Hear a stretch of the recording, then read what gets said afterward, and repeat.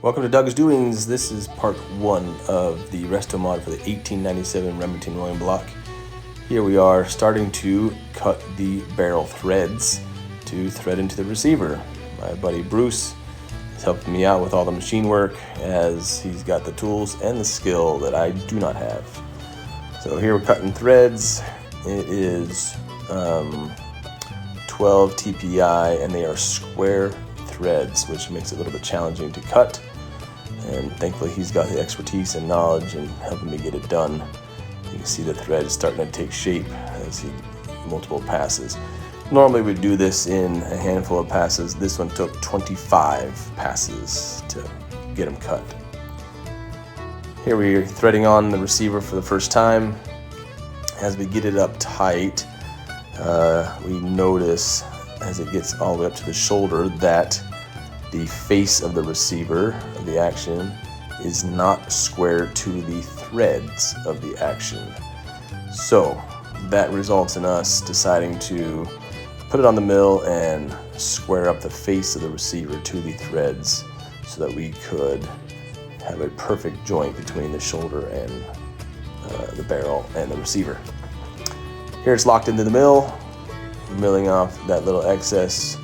Again, Bruce, wizard on this machinery, measuring angles with gap feelers and gap gauges and measuring the angles of measurement in order to know how much to mill and what angle to mill off on the front of the receiver.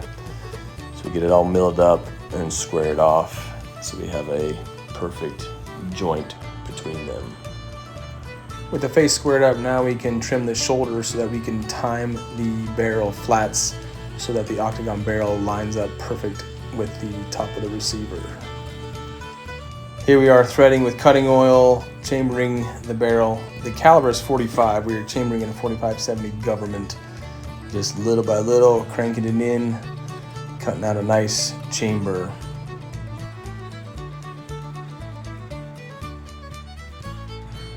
A quick cleanup on the muzzle and put a new little crown on it. And then the barrel is chambered and threaded, ready to go. We've got the barrel in the mill now.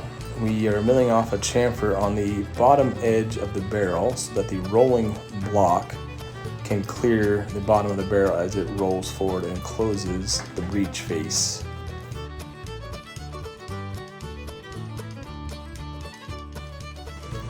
One light passed to start the extractor groove and we realized this was not right. The manual had it marked at the 9 o'clock position, but look at this picture, you can see that it is not correct angle. So after measuring the angles and figuring it out, we put it back in the mill. You can see there that bottom chamfer is tilted. It turns out it's a 25-degree offset from the 9 o'clock position to cut that extractor groove. Now we're milling out the edges so that the rim of the extractor can seat flush in with the case. Here's how the function works. Cock the hammer, roll the block back, and as it rolls back, it pulls the extractor out, which extracts the case from the chamber. So that took a little bit of final sanding and filing just to make that extractor fit smoothly in there. After finishing that all up, I found 2 alternate methods online on how to fit the extractor.